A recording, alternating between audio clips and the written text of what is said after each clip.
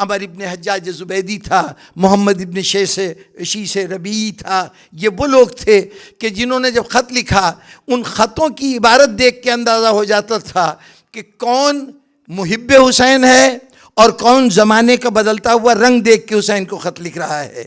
جو پہلا خط گیا تھا اس کی عبارت یہ تھی کہ مولا ہم اس وقت بغیر امام کے ہیں، جو شخص یہاں پہ یزید کی طرف سے نماز پڑھاتا ہے ہم اس کی جماعت میں شامل نہیں ہوتے، آپ تشریف لائیے، ہمیں ہادی کی ضرورت ہے، ہماری رہنمائی کیجیے. یہ امام کے نام خط تھا. یہ لگتا ہے کہ امام کو امام ماننے والے ابو امام کو اپنی ہدایت کے لیے بلا رہے ہیں.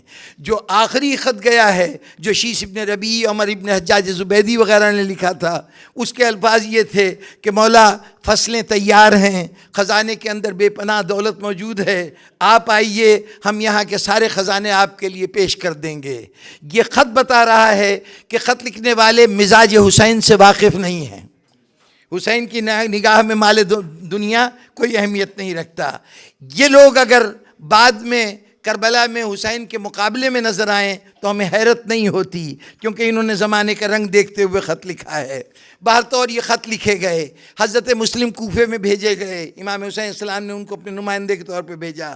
18,000 آدمیوں نے، تاریخ کہتی ہے کہ 18,000 آدمیوں نے حضرت مسلم کے ہاتھ پہ بیعت کی. لیکن اس 18,000 کے عدد کے اوپر یہ نہ سمجھیے کہ یہ پورا کوفہ آ گیا. کوفے کی صورت یہ ہے کہ 5 لاکھ کی آبادی ہے. میں عرض کر چکا ہوں کہ 1 لاکھ تو باقاعدہ فوجی تھے، اس کے بعد جو متعلقین ان کی اولاد، ان کے خاندان کے اور لوگ، پھر ان کے خدمت گزار، یہ سب ملا کے 5 لاکھ کی آبادی ہے. اگر 5 لاکھ کی آبادی میں 18,000 حضرت مسلم کا ساتھ دینے کا عہد کرتے ہیں تو خود سوچ لیجئے کہ ریشو کیا ہے. اگر ان 18,000 کو پوروں کو شیعہ مان لیا جائے تب بھی یہ اتنی بڑی تعداد نہیں ہے کہ ہم کہیں کہ جناب پورا کوفہ جو تھا وہ شیعوں سے آباد تھا. نہیں، کوفے میں حضرت عمر کی فوج متعین تھی. یہ صرف 18,000 افراد ہیں. اس کے بعد جب امام حسین علیہ السلام کربلا میں پہنچے تو اب میں بہت سی تفصیلات اس لیے چھوڑ رہا ہوں کہ چاہتا ہوں کہ بات کو یہاں ختم کر کے اپنے اصل موضوع سے بھی کچھ متعلق رہوں. تو بہر طور جب امام حسین علیہ السلام تشریف لانے لگے، حضرت مسلم شہید ہو گئے. وہ حالات کیا تھے، کس کے اندر حضرت مسلم شہید ہوئے، وہ ایک تفصیلی بات ہے. لیکن اس میں بھی جہاں تک ہو سکا مومنین نے اس وقت حضرت مسلم کا ساتھ دیا، ان کو پناہ بھی دیتے رہے، اور اس پناہ دینے کے جرم میں کئی حضرات شہید بھی ہوئے، جن میں ہانی ابن عروہ ایک شخصیت ہیں جو بنو مراد کے سربراہ کی حیثیت رکھتے تھے، ایک بہت بڑے قبیلے کے سربراہ تھے. ابن زیاد نے ان کو بلا کے قتل کر دیا. ان کے قتل نے جو چھوٹے درجے کے لوگ تھے ان کی ہمتوں کو پست کر دیا. اتنی بڑی شخصیت اگر ماری جا سکتی ہے تو جو بیچارے 2-2 4-4 آدمیوں کے گھرانوں پہ مشتمل تھے، اب ان میں ہمت نہیں ہے کہ ابن زیاد کا مقابلہ کر سکیں. اور ابن زیاد وہ ہے کہ جس کا باپ 18 سال تک اس شہر پر ظلم و ستم ڈھاتا رہا ہے اور علی کا نام لینے والوں کو بے گناہ قتل کرتا رہا ہے. یہاں معاویہ کئی مرتبہ آ کے یہ دھمکی دے چکا ہے کہ تم جو سمجھتے ہو کہ امام حسن سے میں نے بیعت کی ہے، تو اگر تمہارا خیال یہ ہے کہ نمازیں پڑھوانے کے لیے بیعت کی ہے تو نمازیں تو تم پہلے بھی پڑھتے ہو. میں تو تمہاری گردنیں جھکانے کے لیے اور اپنی اطاعت کروانے کے لیے تمہارا امیر بنا ہوں. یعنی اس نے آ کے دھمکایا کہ یہاں پر کوئی مخالفت کی آواز قابل قبول نہیں ہوگی. اور اس کے نمائندے ابن زیاد نے کوشش کی کہ ہر اس شخص کو ختم کر دے، راستے سے ہٹا دے کہ یہ جو جناب امیر علیہ السلام کا ساتھی ہے. بڑے بڑے اصحاب امام حسین، اصحاب امیر المومنین شہید کیے جا چکے تھے زیاد کے دور میں. ابن زیاد آیا، اس نے جو مظالم کا ایک نیا سلسلہ شروع کیا اور اب گرفتاریاں شروع ہو گئیں. ابھی تک امام حسین السلام کے آنے کی خبر نہیں ہے. حضرت مسلم تو آ چکے ہیں، لیکن جو حضرت مسلم کو راستے سے ہٹانے کے لیے جو اہتمام کیا گیا اس کی تفصیلات میں کیسے عرض کروں. ہر محلے جو تھے اس کے وہ عام طور پر قبیلوں کی بنیاد پہ محلے بنائے گئے تھے. شہر جو بسایا گیا تو اس میں الگ الگ قبیلوں کے رہنے کے لیے الگ الگ ایریے ایلوکیٹ کیے گئے تھے. ان کے اوپر جو قبیلے کا سردار ہوتا تھا وہ سرکاری طور پر نامزد ہوتا تھا کہ اس قبیلے کے معاملات کے آپ نگران ہیں. عام طور پر جب حکومت کو فوج کی ضرورت ہوتی تھی تو وہاں پر کوئی باقاعدہ یوں جو آج کل طریقہ ہے وہ سلسلہ نہیں تھا، انڈیویجولز کی حیثیت سے فوج کے ملازم نہیں ہوتے تھے، قبیلوں کی صورت میں ملازم ہوتے تھے۔ چنانچہ جب ضرورت پڑتی تھی تو سردار قبیلہ سے کہا جاتا تھا کہ آپ اتنے فوجی لے کے آ جائیے، چنانچہ وہ اپنے جوانوں کو لیتا تھا اور فوج کے اندر پہنچ جاتا تھا۔ اب ان قبیلوں کے سرداروں کو حکم دیا گیا کہ دیکھو تمہارے جتنے افراد ہیں، اب وہ حکومت سے اگر وفاداری نہیں کریں گے، اگر کوئی آدمی بھی حکومت کی مخالفت کرتا ہوا تمہارے قبیلے میں پایا گیا تو تم زندہ نہیں رہو گے، ان کو تو ہم بعد میں دیکھیں گے، بغاوت کرنے والوں کو۔ اس طرح شہر کے اوپر اس نے گرپ اپنی مضبوط کی۔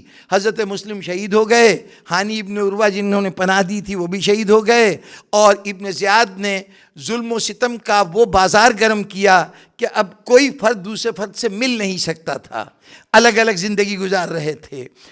اس کے باوجود جب یہ خبر ہوئی کہ امام حسین علیہ السلام روانہ ہو چکے ہیں سرزمین مکہ سے، تو اب وہ سختیاں اور بڑھ گئیں۔ ہدایت ہوئی کہ خبردار کوئی آدمی امام حسین کی مدد کے لیے نہیں جائے گا، اور کوئی آدمی جو لڑ سکتا ہے وہ یہاں کوفے میں نہیں ٹھہرے گا، بلکہ وہ ابن زیاد کی فوج میں شامل ہوتا چلا جائے گا۔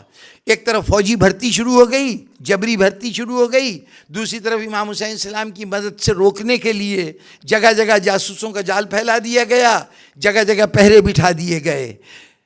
ان تمام باتوں کے بعد حیران کن صورتحال یہ ہے کہ کربلا میں امام حسین علیہ السلام کے ساتھی جتنے بھی میدان کربلا میں شہید ہوئے ہیں، ان میں سے ان بنی ہاشم کے علاوہ جو مدینے سے امام حسین کے ساتھ روانہ ہوئے تھے یا مکے سے آئے تھے، یہ سارے کے سارے گھر کے افراد تھے۔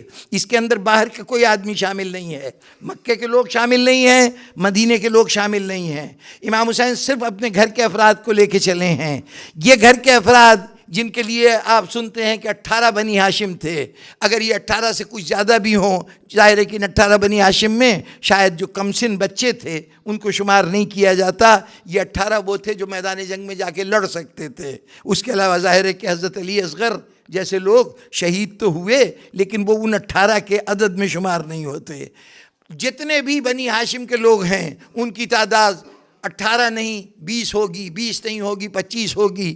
ایک کتاب ہے جو مقاتل الطالبین کے نام سے ابو الفرج اصفہانی ایک رائٹر ہے، اس نے 30 آدمی گنائے ہیں، جس میں 12 بچے ہیں بنی ہاشم کے جو شہید ہوئے، یعنی اگر 12 بچوں کو نکال دیجئے تو پھر 18 جوان ہی بچتے ہیں۔ ان 18 جوانوں اور 12 بچوں کے علاوہ کربلا میں جتنے افراد شہید ہوئے ہیں، یہ سن کے آپ کو حیرت ہوگی کہ وہ تمام لوگ کوفے کے باشندے ہیں۔ امام حسین کی پوری فوج کے 64 افراد سرزمین کوفہ سے تعلق رکھتے ہیں۔ ان 64 افراد کی پوری فہرست، ان کے قوائف، ان کے قوم قبیلے، ان سب کو نکال کے پوری لسٹ میں نے باقاعدہ یوں سمجھ لیجئے کہ اس کو ایک ڈاکومنٹری پوزیشن دے دی ہے کہ ایک ٹیلی ویژن کے پروگرام کے اوپر ان سب کی فہرست پورے قوائف کے ساتھ نشر کی ہے کہ یہ تمام کے تمام وہ افراد ہیں کہ جو کوفے سے تعلق رکھتے ہیں۔ یہ کوفے سے کیسے پہنچے؟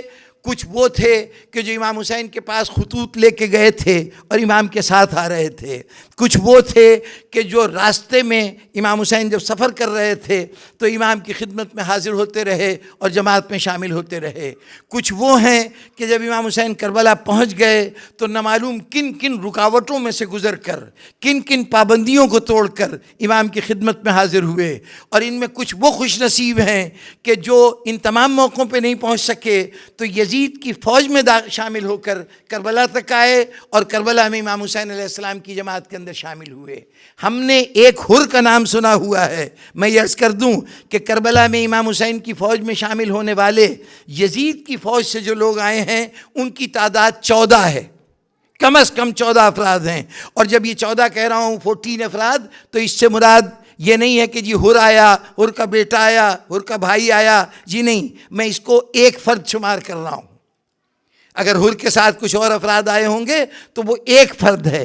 اس طرح 14 افراد شب عاشور سے لے کر امام حسین کی شہادت کے مرحلے تک 14 افراد تھے جو یزید کی فوج سے نکل کر آئے ہیں، اور یہ جو 14 نکل کے آئے ہیں ان کے ذہن میں کوئی اور امید نہیں ہے سوائے اس کے کہ جان دینی ہے۔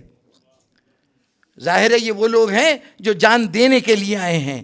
جناب والا، جس وقت مکہ ایک آدمی نہ دے سکے، جب حسین کو ایک ناصر بھی مدینہ نہ دے سکے، جب دنیا اسلام کی اتنی بڑی مملکت کسی جگہ سے حسین کی حمایت کے لیے آواز نہ اٹھے، اس وقت اگر کوفہ 64 افراد شہادت کے لیے کربلا میں پیش کر دے، تو اس وقت دنیا میں اگر دنیا اسلام کے لیے کوئی فخر کرنے کی جگہ ہے تو وہ سرزمین کوفہ ہے، جو قیامت کے دن یہ کہہ سکتا ہے کہ ہم نے اپنا فرض ادا کیا۔ آپ کہیں گے صرف 64 افراد، صرف 64 افراد، تھوڑی دیر کے لیے اگر یہ عدد چھوٹا لگ رہا ہے تو آئیے مدینے کے اندر وہ شخص کہ جس کو دنیا امیر المومنین کہہ رہی ہے، جس کو مسلمانوں نے اپنا خلیفہ بنایا ہے، اس کا باہر سے آئے ہوئے کچھ لوگوں کی جماعت، کچھ لوگ کوفے سے آئے ہیں، کچھ لوگ مصر سے آئے ہیں، تعداد ان کی 200 یا 250 ہے۔ ان 200-250 آدمیوں نے تیسرے خلیفہ حضرت عثمان کے مکان کا محاصرہ کر رکھا ہے۔ یہ محاصرہ 1-2 دن نہیں رہا، 40 دن تک رہا ہے، 40 دن تک محاصرہ رہا ہے۔ اس کے بعد یہ محاصرہ کرنے والوں میں سے کچھ لوگ گھر میں گھسے اور حضرت عثمان کو قتل کر دیا۔ مدینہ اجنبی شہر نہیں ہے، یہیں پر حضرت عثمان حکومت کر رہے ہیں، یہ صحابہ کرام یہاں پہ رہتے ہیں، حضرت عثمان کو تیسرا خلیفہ راشد ماننے والے رہتے ہیں، ان کو امیر المومنین کہنے والے رہتے ہیں۔ اس مدینے میں حضرت عثمان کا قتل ہو گیا اور ایک سپورٹر بھی نہیں آیا، ایک سپورٹر بھی نہیں آیا۔ آپ کوفے کے لوگوں سے بعد میں پوچھئے گا کہ تم نے حسین کی مدد کیوں نہیں کی۔ دیکھیے کوفے والوں کی صورت یہ ہے کہ امام حسین جو کربلا پہنچے ہیں تو کربلا پہلے سے طے شدہ جگہ نہیں ہے کہ امام حسین وہاں جائیں گے۔ صورت احوال یہ ہے کہ مدینے سے نکلے ہیں، اطلاع ملی ایک مقام پر کہ آگے قادسیہ کا ایک چوراہا آتا ہے، ایک چوک آتا ہے کہ جہاں سے سڑکیں مختلف سمتوں کو نکلتی ہیں۔ اس قادسیہ کے مقام پر 5000 فوجی متعین کر دیے گئے تھے ابن زیاد کی طرف سے کہ امام حسین علیہ السلام جب داخل ہوں، جب قادسیہ تک پہنچیں تو ان کو گرفتار کر کے کوفے لے آیا جائے۔ یہ 5000 کی فوج 1000 کے گروپ میں تقسیم شدہ تھی۔ ان میں سے 1000 کا سردار حر ابن یزید ریاحی تھا۔ اس کو جب اطلاع ملی کہ امام حسین السلام نے جب یہ سنا کہ وہاں فوج متعین ہے تو آپ نے اپنا راستہ بدل دیا۔ اب بجائے اس کے قادسیہ سے ہو کے کوفے کی طرف جاتے، آپ نے ایک اور سمت میں چلنا شروع کیا جو راستہ کوفے کی طرف نہیں جا رہا تھا۔ جب ان لوگوں کو اطلاع ملی کہ امام حسین ادھر سے گزر تو رہے ہیں لیکن وہ کوفے کی طرف نہیں آ رہے، کسی اور طرف جا رہے ہیں، تو اب وہ جو فوج 5 حصوں میں منقسم تھی، 5000 کا جو گروپ تھا، اس گروپ کو بھیجا گیا کہ جاؤ امام حسین کو تمام ایریے میں تلاش کرو۔ اسی کو تلاش کرتے کرتے حر منزل شراف تک پہنچا تھا جہاں امام حسین سے ملاقات ہوئی۔ چونکہ اپنے مرکز سے بہت دور نکل آیا تھا، اس لیے جتنا پانی وغیرہ کا ذخیرہ تھا وہ راستے میں خرچ ہو چکا تھا، اور تب امام حسین علیہ السلام نے ان کی پیاس بجھائی تھی، پانی پلایا تھا۔ تو اس طرح یہ گروپ جو تھا یہ امام حسین سے ملا۔ اب اس کے بعد اس نے اصرار کیا، حر نے، کہ مجھے حکم ہے کہ آپ گرفتار ہو کے، آپ کو گرفتار کر کے میں کوفے لے چلوں۔ امام نے کہا یہ نہیں ہو سکتا، میں تم لوگوں کی دعوت پہ آیا ہوں، اگر تمہاری طرف سے یہ دعوت تم اب نہیں اس پہ قائم رہنا چاہتے تو میں واپس جانے کو تیار ہوں۔ حر کے پاس اس بات کا کوئی جواب نہیں تھا۔ اس نے کہا کہ میں اس سلسلے میں خود کچھ نہیں کر سکتا، میں ابن زیاد کو پیغام بھیجتا ہوں، پھر وہاں سے حکم کا انتظار کرتا ہوں۔ تو اب صورت یہ ہے کہ امام حسین علیہ السلام کوفے کی طرف جانا نہیں چاہتے، حر ان کو واپس مدینے بھی جانے نہیں دینا چاہتا، تو طے یہ ہوا کہ اب ایک تیسری سمت میں چلا جائے جو نہ کوفے کی طرف راستہ جا رہا ہو نہ مدینے کی طرف جا رہا ہو، اور اس دوران میں انتظار کیا جائے کہ یہ ابن زیاد کی طرف سے کیا حکمات آتا ہے۔ امام حسین علیہ السلام ایک مقام ہے نینوا، موجودہ کربلا سے تقریباً 40 میل کے فاصلے کے اوپر ہے۔ امام کا قافلہ وہاں تک پہنچا تھا اور اس کے ساتھ ساتھ حر کا لشکر بھی تھا کہ اتنے میں ابن زیاد کا جواب آ گیا، اور وہ جواب یہ تھا کہ امام حسین جہاں بھی پہنچے ہیں ان کو بے آب و گیا جگہ کے اوپر روک لیا جائے۔ امام نے جب وہاں پہ پہنچے تو امام نے کہا کہ نہیں، میں یہاں نہیں رکوں گا۔ حر مجبور ہو گیا، کہا اچھا چلیے تھوڑی دور اور چلیے. غازلیہ کی منزل آئی، شفیہ کی منزل آئی. ان تمام مقامات کے اوپر امام حسین علیہ السلام نہیں ٹھہرے. ہوتے ہوتے کربلا کی سرزمین آئی اور امام نے کہا کہ اچھا یہ وہ جگہ ہے.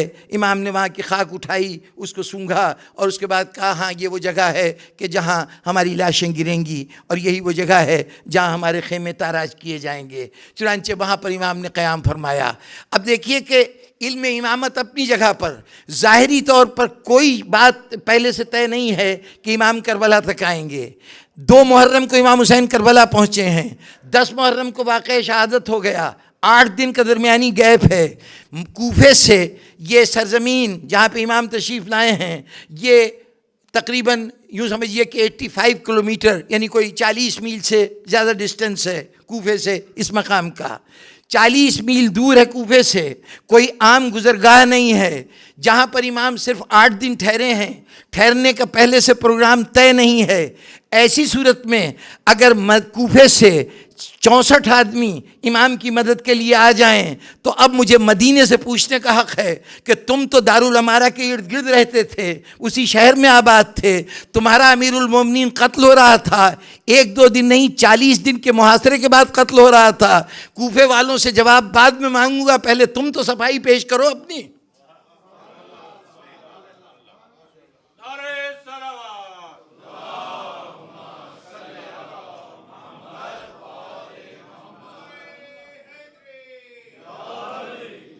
جناب والا، ہم نے کوفے کو بہت غلط سمجھا.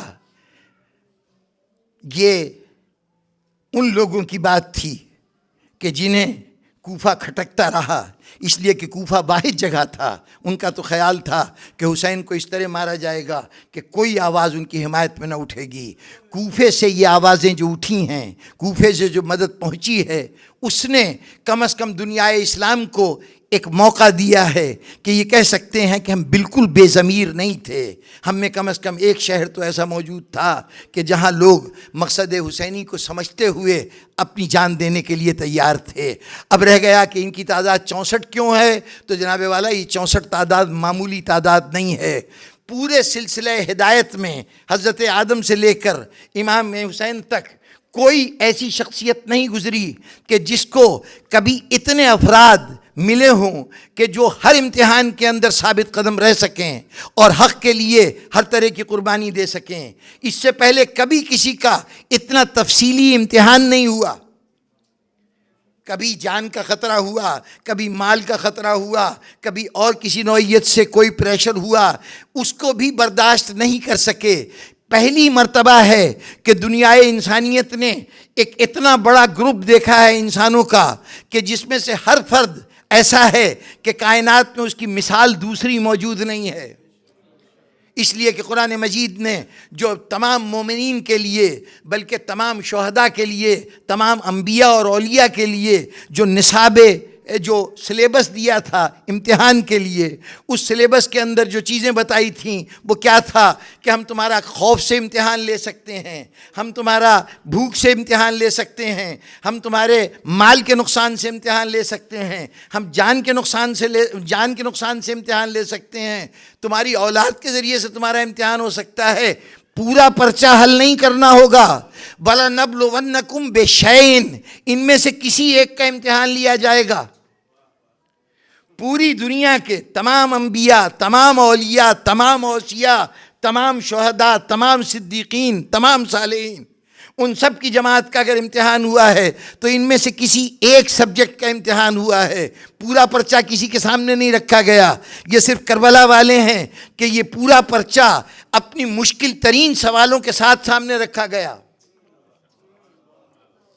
اتنا بڑا امتحان کسی کا نہیں ہوا. اس امتحان میں اگر کربلا کے اندر 72 افراد نظر آئیں اور اس میں صرف ایک شہر کوفہ سے 64 افراد نظر آئیں تو اتنی بڑی تعداد تو انسانیت کی تاریخ نے کبھی دیکھی ہی نہیں تھی جو اکیلے کوفہ نے فراہم کی ہے.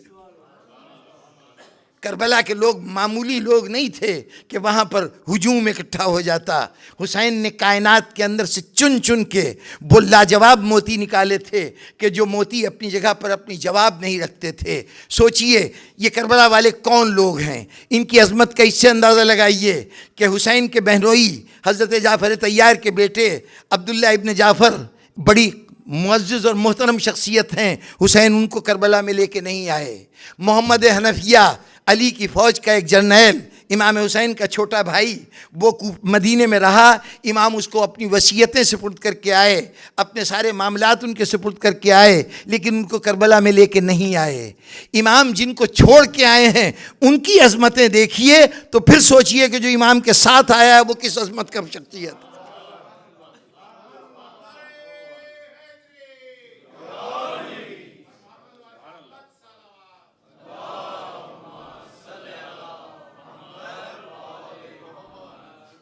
یہ غیر معمولی شخصیتیں تھیں جو کربلا میں آئیں. اور پھر اس کے بعد کوفہ واحد شہر ہے. یہ آج تو ہم کہہ دیتے ہیں کہ اہل بیت وہاں پہ گرفتار ہو کے آئے, انہوں نے مدد کیوں نہیں کی. جناب والا, جب کبھی اس طرح سے اقتدار اپنی قوت کے ساتھ معاشرے پہ ٹوٹ پڑے تو افراد کو فیصلہ کرنے میں, فیصلہ کر کے جمع ہونے میں, عمل کرنے میں بہت دیر لگتی ہے. لیکن کوفے والوں نے زیادہ دیر نہیں کی ہے. 61 ہجری میں واقعہ کربلا ہوا ہے. 64 ہجرہ, صرف 3 سال گزرے ہیں. سلیمان ابن سرد خزائی, امام کو پہلے خط لکھنے والے افراد میں سے ایک فرد, انہوں نے آواز دی کہ تمام شیعہ میرے جھنڈے تلے جمع ہو جائیں. جو بھی حسین کی بارگاہ میں اس وقت حاضر نہیں ہو سکا, خیال رہے کہ ان میں سے بیشتر حضرات قیدوں میں ڈال دیے گئے تھے. ابن زیاد آیا ہے تو جتنے سربراہردہ لوگ تھے ان سب کو جیلوں میں ڈال دیا گیا. کچھ لوگ اس میں سے قتل کر دیے گئے, کچھ لوگ گرفتاری سے بچنے کے لیے کوفہ سے باہر نکل کے ارد گرد کے دیہاتوں میں چلے گئے. اس دوران میں 8 دن کے اندر اندر کوفے سے بہت دور واقعہ کربلا ہو گیا. ایسی صورت میں وہ لوگ باخبر بھی نہیں تھے کہ کربلا میں کیا ہوا. ہمیں متعدد واقعات ملتے ہیں کہ کوفے میں رہنے والے افراد جب یہ قیدی آئے ہیں تو کئی ایسے افراد تھے کہ جن کی ملاقاتیں ہوئی ہیں اور ان پہ اس وقت انکشاف ہوا ہے کہ امام حسین کربلا میں شہید کر دیے گئے, اور یہ امام حسین کا لٹا ہوا قافلہ ہے جو شہر میں داخل ہو رہا ہے. یعنی ان کو اس وقت تک خبر نہیں تھی. آج صورتحال یہ ہے کہ ذرا سے ایک دن آپ ٹیلی ویژن نہ دیکھیں, ایک دن اخبار نہ پڑھیں تو دنیا میں کیا کچھ ہو جاتا ہے اس سے آپ باخبر نہیں ہوتے. اپنے شہر میں کچھ ہو جائے اس سے باخبر نہیں ہوتے. جبکہ ایک ویرانے میں ایک واقعہ ہوا, اس سے سب کا باخبر ہونا کافی یعنی ضروری نہیں تھا. اب جیسے ہی موقع ملا تو اب اندر اندر اس جبر کے ماحول میں ایک مرتبہ جماعت کو اکٹھا کرنا, ان کو آرگنائز کرنا. آپ آج آزاد معاشروں میں رہتے ہیں, یہاں بھی آرگنائزیشن بڑی مشکل چیز ہے. ان پابندیوں میں انہوں نے ان جماعتوں کو جمع کیا اور 4000 افراد اسی کوفہ سے تیار ہوئے جو وہاں سے نکلے.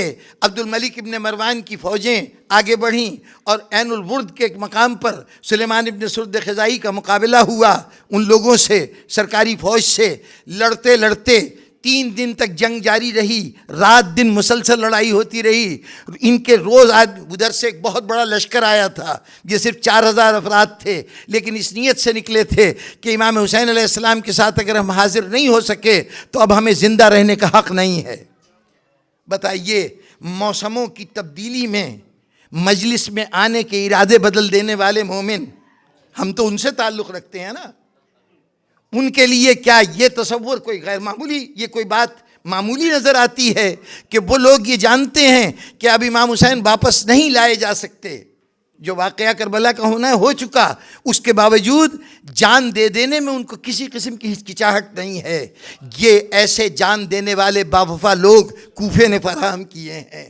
اس کے بعد ان میں سے یہ 4000 افراد آئے تھے, ان میں سے مشکل سے 350 آدمی بچے ہیں. 3 دن کی لڑائی کے بعد. تو رفاع ابن شداد ان 300 آدمیوں کو لے کے 350 آدمیوں کو لے کے شہر کوفہ میں آئے. یہ جو اتنی بڑی قربانی دے کے آئے تھے انہوں نے ہمت نہیں ہاری. اب اندر ہی اندر فضا تیار کرتے رہے اور 2 سال کے بعد مختار سقفی کے جھنڈے کے تلے پھر یہاں کے لوگ جمع ہوئے. اور پھر یہ غیر معمولی واقعہ ہوا کہ وہ شہر جو حضرت عمر کے فوجیوں پر مشتمل تھا، جس کے اندر دشمنان اہل بیت تھے، جس کے اندر اقتدار تھا تو قاتلان امام حسین کے ہاتھ میں تھا، وہاں اس چھوٹی سی جماعت نے اپنے آپ کو اس مضبوطی سے ابھارا کہ اس علاقے کی سلطنت مختار سقفی کے ہاتھ میں آ گئی. اور اس سلطنت کا کل عرصہ 1.5 سال کا ہے. مختار سقفی کے دور حکومت کا کل عرصہ 1.5 سال کا ہے. 2 سپر پاورز، ایک طرف عبد الملک ابن مروان کی حکومت ہے جو یزید کے تخت پہ شام میں بیٹھا ہوا ہے، ایک طرف ایک اور دشمن اہل بیت عبداللہ ابن زبیر مکے کے اندر سلطنت بنائے بیٹھا ہوا ہے. ان دونوں سلطنتوں سے یہ چھوٹی سی ایک منی اسٹیٹ جو شہر کوفہ میں قائم ہوئی ہے، اس کی اپنی لوکل پاپولیشن اس حکومت کی سخت دشمن ہے. ان تمام آرز صورتوں کی موجودگی میں، ان تمام مخالف قوتوں کی موجودگی میں مختار سقفی نے 1.5 سال کے اندر ایک ایک قاتل حسین کو چن چن کر قتل کیا ہے اس شہر میں جو قاتلان حسین کا شہر تھا.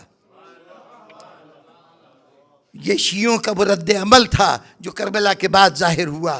ضروری نہیں ہے کہ ہم اس رد عمل کو مثالی رد عمل قرار دیں، یہ کوئی آئیڈیل سچویشن نہیں تھی، لیکن پھر بھی مجھے بتائیے کہ مسلمانوں میں وہ جو اٹھے تھے کہ حضرت عثمان کے خون کا بدلہ لیں گے، پہلے ام المومنین اٹھیں کہ ہم بدلہ لیں گے، پھر اس کے بعد معاویہ نے صفین کا میدان کارزار گرم کیا اس لیے کہ ہم بدلہ لیں گے. جمل کی لڑائی میں 13,000 مسلمان مارے گئے، 13,000 افراد مارے گئے، لیکن قاتلان عثمان کا بدلہ نہیں لیا گیا. جب اس کے بعد جمل کے بعد صفین کا معرکہ آیا، 6 مہینے تک لڑائی چلتی رہی، اس کے اندر سینکڑوں آدمی نہیں ہزاروں آدمی مارے گئے. وہ اس وقت فوجوں کی تعداد 1,00,000 فوج تھی جو معاویہ لے کے آیا تھا، 30,000 فوج جناب امیر المومنین کے ساتھ تھی، تو ظاہر مرنے والوں کی تعداد بھی اسی حساب سے ہوگی. اتنے آدمی مارے جانے کے باوجود قاتلان عثمان سے بدلہ نہیں لیا گیا. اچھا اس وقت تو بدلہ نہیں لیا گیا، اس کے بعد جناب امیر کی شہادت ہو گئی، سلطنت معاویہ کے ہاتھ میں آ گئی. سن 40 ہجری سے لے کے 58 ہجری تک حضرت عائشہ دنیا اسلام کی سب سے صاحب اقتدار خاتون تھیں. فرسٹ لیڈی اگر کوئی تھی سیاست کے میدان میں اس وقت تو حضرت عائشہ تھیں. ان کے اشارے پر حکومت اپنے فیصلے بدل لیا کرتی تھی، وہ جو چاہتی تھی حکومت سے منوا لیا کرتی تھیں. ادھر حضرت عائشہ جو ایک خون عثمان کی مدعی تھیں، وہ اپنے 18 سال کے دور میں سب سے زیادہ صاحب اقتدار خاتون رہی ہیں. اور وہ جو دوسرا مدعی ہے خون عثمان کا، وہ معاویہ ہے، اس معاویہ کی حکومت ہے. اور یہاں پر کوئی مخالفت کی آواز نہیں ہے. جناب امیر کے دور میں تو صورت یہ تھی کہ اگر حجاز کے لوگ علی کا ساتھ دے رہے تھے تو شام کے لوگ معاویہ کا ساتھ دے رہے تھے. لیکن معاویہ کی حکومت میں حجاز بھی اس کے قبضے میں، شام بھی اس کے قبضے میں، مصر بھی اس کے قبضے میں، ایران بھی اس کے قبضے میں. پوری مملکت مسلمانوں کی پوری مملکت کا حکمران تنہا معاویہ ہے. مجھے بتائیے کہ جو لوگ اتنے دیر تک صاحب اقتدار رہے، سن 60 ہجری تک صاحب اقتدار رہا ہے، 18 سال تک حضرت عائشہ کے ہاتھ میں ملک کی سیاست رہی ہے، 20 سال تک معاویہ کے ہاتھ میں اقتدار رہا ہے. مجھے تاریخ یہ بتائے کہ کتنے قاتلان عثمان کو مارا گیا. کہیں مقدمہ ہوا ہوتا، کچھ لوگوں پہ جرم عائد کیا گیا ہوتا، کچھ کو سزا دی جاتی، پھر اس کے بعد کسی نے نام نہیں لیا. تم اقتدار رکھتے ہوئے قاتلان عثمان سے بدلہ نہیں لے سکے. ہم وہ تھے کہ اقتدار سے محروم ہوتے ہوئے بھی ہم نے کسی قاتل حسین کو چھوڑا نہیں ہے.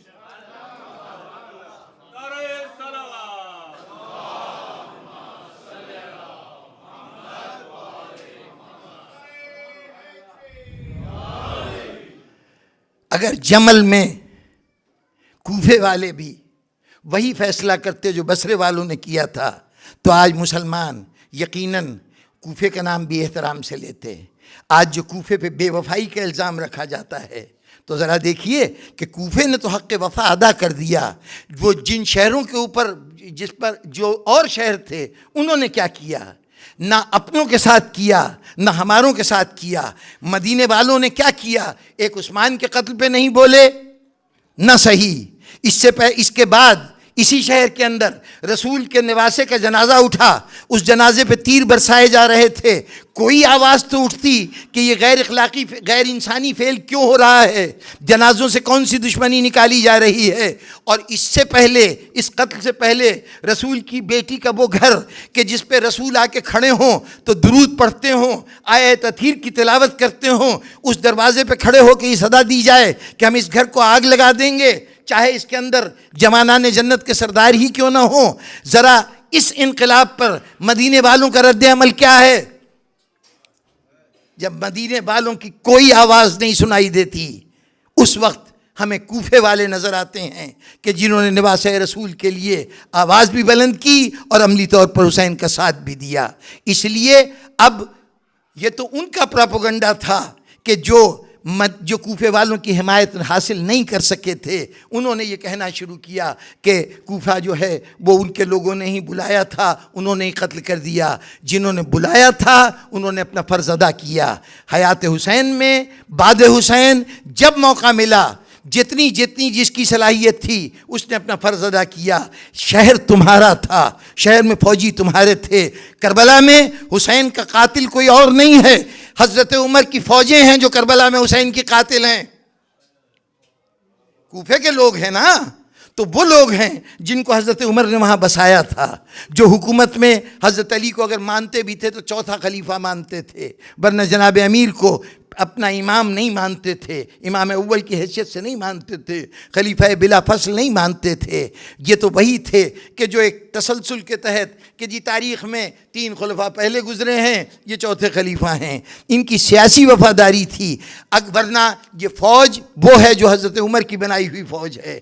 اس لیے کل کو اگر جواب دینے کی ذمہ داری عائد ہوتی ہے تو حضرت عمر کی فوج پر جواب کا الزام آتا ہے۔ شیعوں نے اپنا کردار، شیعہ بنے تھوڑے سے تھے، جتنے شیعہ کنورٹ ہوئے تھے ان شیعوں نے اپنا پورا حق ادا کیا ہے، اور ایسا حق ادا کیا ہے کہ تاریخ میں بھی ان کا سر بلند ہے، اور قیامت کے دن بھی سب سے زیادہ فخر کرنے والے ہوں گے تو کوفے والے ہوں گے کہ جنہوں نے اپنی فرائض اور اپنی ذمہ داری کو ادا کیا ہے۔ بس سامعین محترم، یقیناً وہ مرحلے بڑے دردناک تھے جب اس کوفے میں لٹا ہوا قافلہ آیا ہے، وہ یقیناً دردناک تھے۔ لیکن آپ کو معلوم ہے جب یہ قافلہ داخل ہوا ہے کوفے میں 11 محرم کو دوپہر کے قریب یہ قافلہ شہر کربلا سے روانہ ہوا ہے۔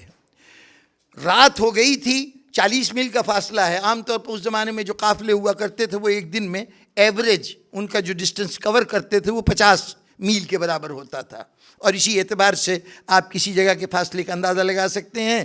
مدینے سے مکے کا فاصلہ 250 میل ہے، 253 مائلز کا ڈسٹنس ہے مکے اور مدینے کے درمیان۔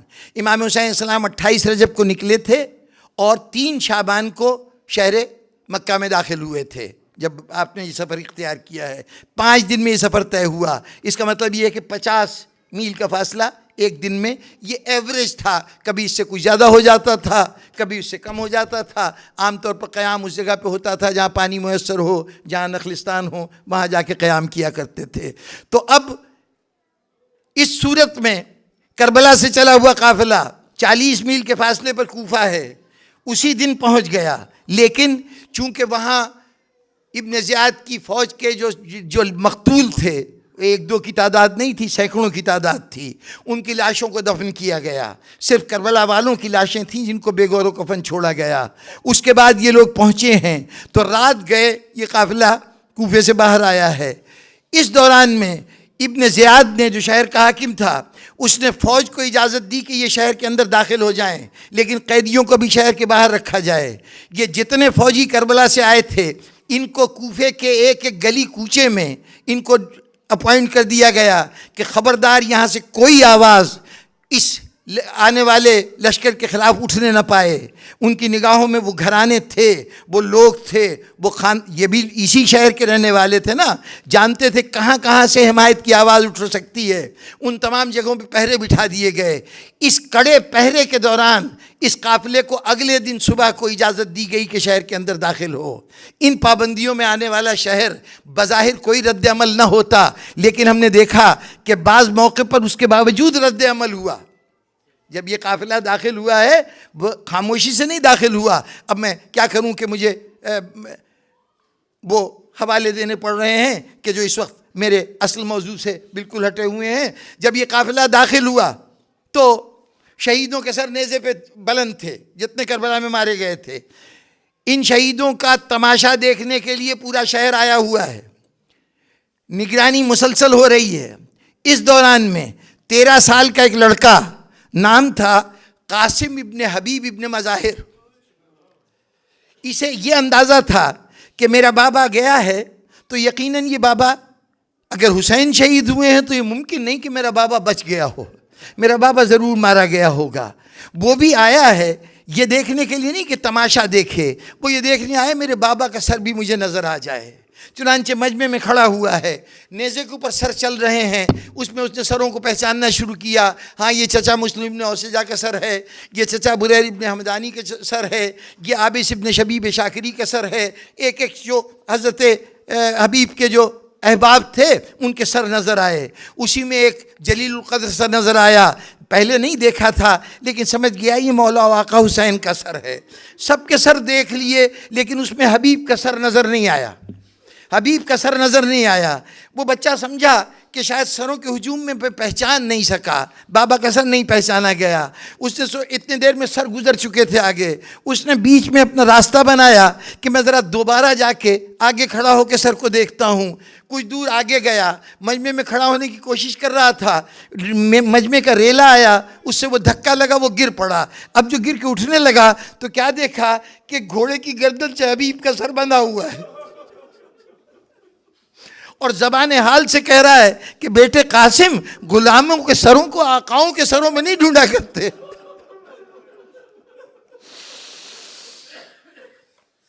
اب جو اس نے باپ کے سر کی یہ حالت دیکھی، بنو تمیم کا ایک فرد تھا جس کے گھوڑے کی گردن کے ساتھ یہ سر بندھا ہوا تھا.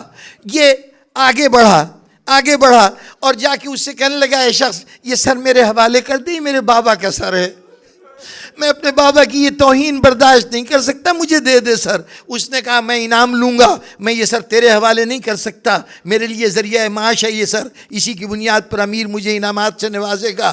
بچہ اصرار کرتا رہا. جب اس کے اصرار کا کوئی اثر نہیں ہوا نا تو اب پہرے ہیں، چوکیاں ہیں، پابندیاں ہیں. وہ بچہ وہاں سے گیا، بنی اسد کے کچھ لوگوں کے پاس پہنچا. کہا تمہیں شرم نہیں آتی؟ تمہارے سردار کا سر یوں توہین ہو رہی ہو اور تم اس کی مدد کے لیے نہیں آتے. چنانچہ بنی اسد کے کچھ حضرات آئے. اب وہاں پر باقاعدہ جنگ نہیں ہو سکتی تھی لیکن انہوں نے اچانک حملہ کیا اور اس کے گھوڑے کی گردن سے بندھا ہوا وہ سر چھین کے لے کے چلے. جب سر چھین کے لے کے چلے تو بیٹے نے بڑے فخر سے سر اٹھایا، بڑے فخر سے باپ کا سر اٹھایا. کہا جس کے وارث زندہ ہوتے ہیں، جس کے وارث زندہ ہوتے ہیں ان کے بزرگوں کی توہین نہیں ہوتی. اب سنبھالیے سید سجاد کو. رخ کیا ہوگا مدینے کی طرف. نانا آج سید سجاد کی مدد کرنے والا کوئی نہیں.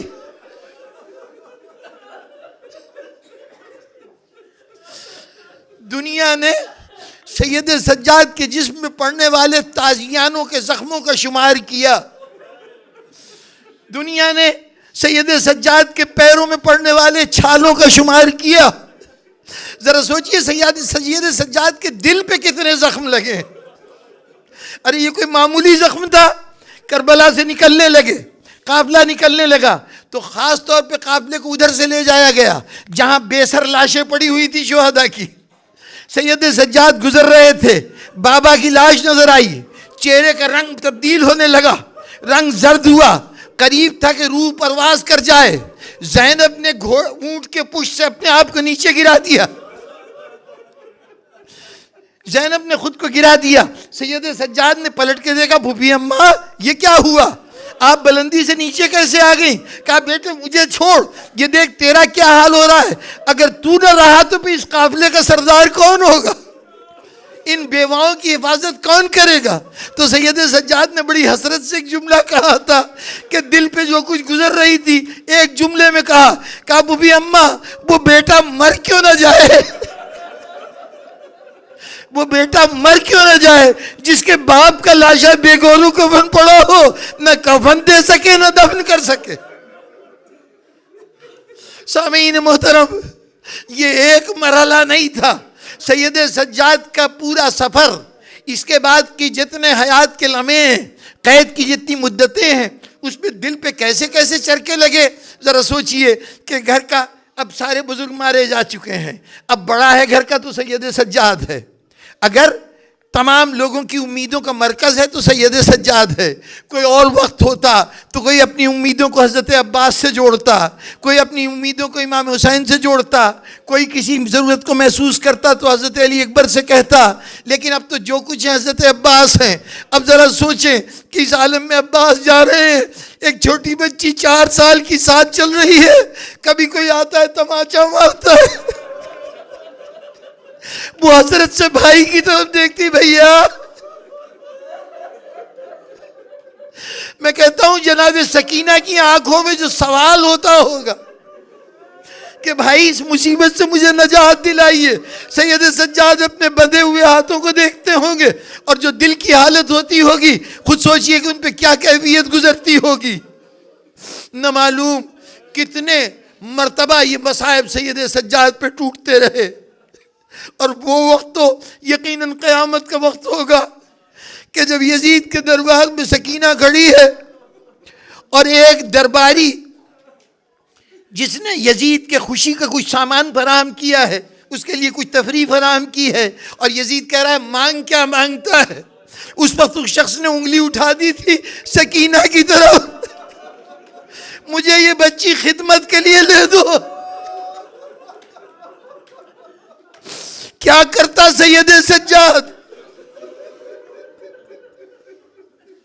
کہ آج نبی زادیوں کو کنیز کے طور پہ مانگا جا رہا ہے. کیا کرتا سید سجاد؟ اس وقت زینب نے مخاطب ہو کے کہا تھا اس انگلی اٹھانے والے کی طرف کہ اے شخص تو مسلمان نہیں ہے. اس نے کہا نہیں الحمدللہ مسلمان ہوں. کہا پھر اب تو دین سے خارج ہو گیا. ارے کیا نبی کی بیٹیاں بھی قیدی کنیزیں بنائی جاتی ہیں؟ اس نے حیران ہو کے پوچھا نبی کی بیٹیاں کون ہے یہ؟ بتایا حسین کی بیٹی. حسین کون؟ سیدہ کا بیٹا.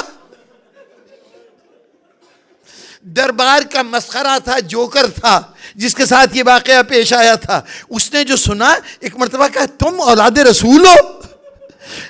سید سجاد نے کہا ہاں اولاد رسول ہے. تو اب کیا کیا؟ اپنے کمر سے خنجر نکالا, جس انگلی کو بڑھایا تھا اس انگلی کو کاٹ کے دوسرے ہاتھ سے سید سجاد کے قدموں میں ڈال دی. شہزادے مجھے معاف کر دیجئے, گواہی دیجئے گا جو ہاتھ رسول کی بچی کی طرف اٹھا ہے وہ ہاتھ میں نے قلم کر دیا. سامعین محترم, صعوبتوں کا راستہ طے کر کے, مصائب کے سمندر سے گزر کے, دل پہ بار بار چرکے اٹھا کے سید سجاد آخر مدینے پہنچا. اب مدینے پہنچا تو وہ سید سجاد کہ کربلا میں آرزو تھی کہ کاش میری جان بھی علی اکبر کے ساتھ میدان کربلا میں قربان ہو جائے. علی اکبر کو صرف ایک موت کا سامنا تھا, سید سجاد کو نہ معلوم کتنی مرتبہ مرنے کا سامنا کرنا پڑا. کبھی بازاروں میں موت, کبھی درباروں میں موت, کبھی قید خانے میں موت. اور اس مرحلے کا کیا کہنا کہ جب سید سجاد کو ایک کام کرنا پڑا تھا جو حسین نے کربلا میں بھی کیا تھا. کربلا میں حسین نے 6 مہینے کی لاش دفن کی تھی, سید سجاد کو 4.5 سال کی بہن کو دفن کرنا پڑا. لیکن میں کہوں گا کہ مولا ان دونوں دفن میں کچھ تو فرق ہوگا. سید سجاد کہیں گے تم نے نہیں دیکھا حسین کے پاس کم از کم ذوالفقار تو تھی جس سے قبر کھود سکیں, مجھے دیکھو میں نے قبر کیسے کھودی, ہتھکڑی کے کڑے سے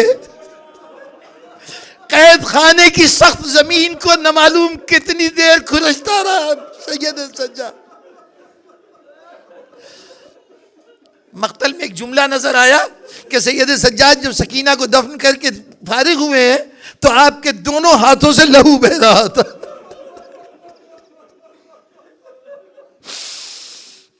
یہ سارے مرحلے ہو لیے. سید سجاد شہر مدینہ آ گئے. مدینے کے اندر اب سید سجاد کیا کرے؟ اب سید سجاد چلتا پھرتا عزا خانہ ہو گیا. جہاں جا رہا ہے ذکر حسین ہو رہا ہے. اگر قصاب کی دکان پہ پہنچا ہے، گوشت بیچنے والے کی دکان پہ پہنچا ہے تو فوراً جا کے پوچھتا ہے یہ جو جانور ذبح کیا اس کو پانی پلا لیا تھا؟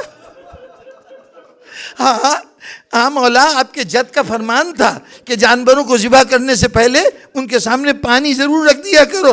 بے ساختہ کہتے تھے کہ جانوروں تک کو پانی پلا کے ذبح کیا جاتا ہے. میرا بابا پیاسا ذبح کر دیا گیا.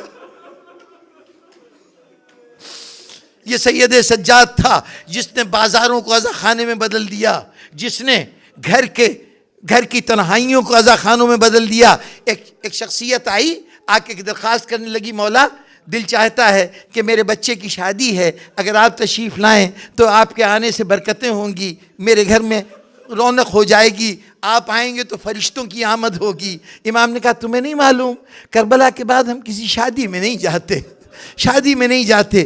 کچھ دن گزر گئے. اس شخص نے جو شادی تھی وہ ہو گئی. اب اس کے بعد اس نے ایک دن خدمت امام میں حاضر ہو کے کہا مولا میں نے آپ کے بابا کی فرش عزا بچھائی ہے، میں نے فرش عزا بچھائی ہے، اس پہ تو تشریف لے چلیں گے؟ ہاں ہم وہاں ضرور چلیں گے.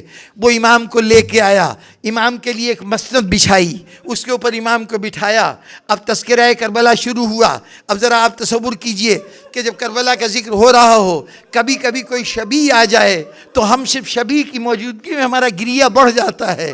وہاں شبیہ نہیں، کربلا کا ایک کردار درمیان میں بیٹھا ہوا ہے. کربلا کا ایک کردار درمیان میں بیٹھا ہوا ہے. جب ذکر کربلا شروع ہوا تو اب پورا مجمع اس طرح سے رو رہا تھا، کسی کو کسی کی خبر نہیں تھی. اس گریہ کے اختتام میں ادھر بیان آخر میں پہنچا کہ صاحب خانہ نے نظر اٹھا کے دیکھا مسند خالی. جہاں سید سجاد کو بٹھایا تھا وہ جگہ خالی. حیران ہوا کہاں گئے سید سجاد؟ ادھر ادھر دیکھا پورے مجمع میں نظر نہیں آئے. نگاہ پڑی وہاں جہاں لوگوں نے اپنے جوتے اتارے تھے. دیکھا سید سجاد سر کو ہاتھوں سے پکڑے ہوئے زارو قطار رو رہے ہیں. روتا ہوا گیا، قدموں پہ سر رکھ دیا، مولا کوئی گستاخی ہو گئی، مجھ سے کوئی خطا ہو گئی کہ آپ وہاں نہیں بیٹھے؟ کہا نہیں کوئی خطا نہیں ہوئی، تیری نگاہیں صرف ان کو دیکھ رہی جسے تو نے بلایا ہے. لیکن اس محفل میں کچھ اور بھی ہستیاں آئی ہیں، اور ایسی ہستیاں آئی ہیں کہ جن کی موجودگی میں میں اپنی جگہ یہی بہتر سمجھتا ہوں. تلقین کرتے رہے، پیغام دیتے رہے. سامعین محترم، دل چاہتا تھا کہ ایک تھوڑا سا پس منظر عرض کرتا، لیکن اب وقت نہیں رہا. یہ ایک غیر معمولی صورتحال ہے. سید سجاد کو جن مصائب کا سامنا کرنا پڑا ہے نا، جن حالات سے گزرے ہیں، ان حالات کا رد عمل کیا ہونا چاہیے؟ ماہرین نفسیات کے پاس جائیے، سائیکالوجی کے جو ماہرین ہیں ان کے پاس جائیے، ان سے کہیے کہ دیکھیے ایک شخص کے اوپر یہ کیفیتیں گزری، بے بسی کے اتنے دور گزرے، ظلم ہوتے رہے اور وہ ظلم کا کوئی مداوع نہیں کر سکا. اس کی پرسنالٹی کیسی ہونی چاہیے؟ ہر شخص کہے گا کہ یا تو وہ سراپا انتقام بن جائے گا، سراپا نفرت بن جائے گا، وہ معاشرے کی ہر چیز کو ریجیکٹ کرے گا، تمام جو بھی نظام ہوں گے ان کے خلاف سفارہ ہو جائے گا. صاحب قوت ہوا تو وہ ٹکرانے کی کوشش کرے گا، اگر قوت نہ ہوئی تو اس سے زیادہ نفرت کرنے والا، معاشرے میں نفرتوں کو دل میں پالنے والا کوئی اور نہیں ہوگا. اس کے علاوہ اور کوئی شخصیت نہیں بن سکتی. لیکن اللہ نے یہ شخصیت کا کمال، کربلا اپنے تمام مصائب کے ساتھ گزر چکا، لیکن اس شخصیت کا توازن بگڑنے نہیں پایا. اس شخصیت کا توازن بگڑنے نہیں پایا. ایک واقعہ اور بس اس کے بعد گفتگو کو ختم کر دوں گا، بس 2-4 جملوں کی زحمت اور ہے. میں نے کل ذکر کیا تھا واقعہ حرہ کا. مدینے پہ حملہ ہوا. مدینے کے حملے کے وقت جو فوج کا سردار تھا اس کا نام ولید ابن عقبہ ابن معیط تھا. وہ جب چلا ہے مدینے کو فتح کر کے، مکے میں عبداللہ ابن زبیر کی حکومت ہے، اس نے اپنے طور پر خود مختاری کا اعلان کر دیا ہے. اس حکومت سے ٹکر لینے کے لیے یہ فوجیں مکے کی طرف روانہ ہوئیں. راستے میں موت کے فرشتے نے ولید کو مہلت نہ دی، اس کے زندگی کا چراغ گل ہو گیا۔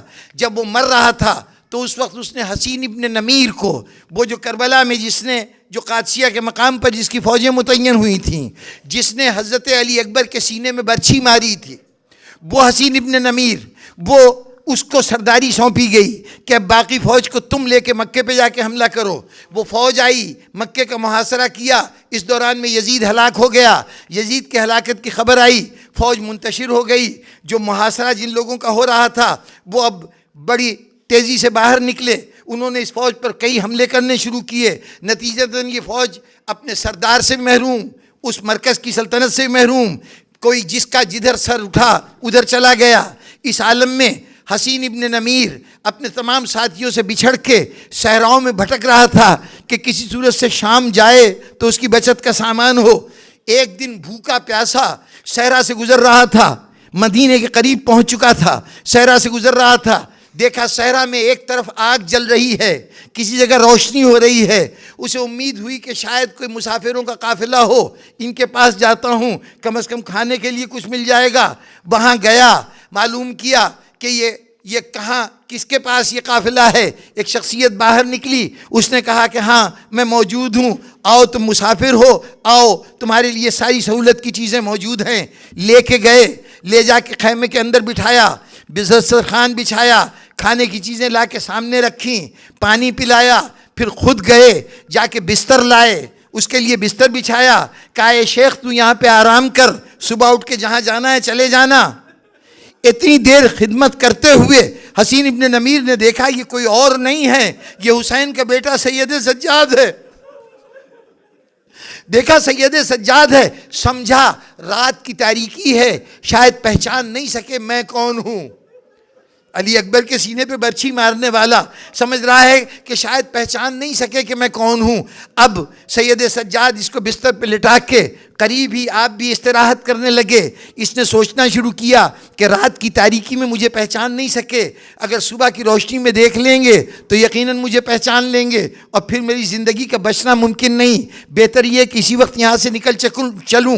خاموشی سے اٹھا، دبے پاؤں باہر نکلنا چاہتا تھا کہ پیچھے سے آواز آئی، شیخ کہاں جا رہا ہے رات کے اس حصے میں؟ اب گھبرا کے کہا کہ میں سوچتا ہوں کہ دن کا سورج چڑھنے سے پہلے، گرمی بڑھنے سے پہلے میں روانہ ہو جاؤں اپنے منزل کی طرف۔ تو کہا ایسے کیسے جائے گا، تیرے پاس ذریعہ سفر نہیں۔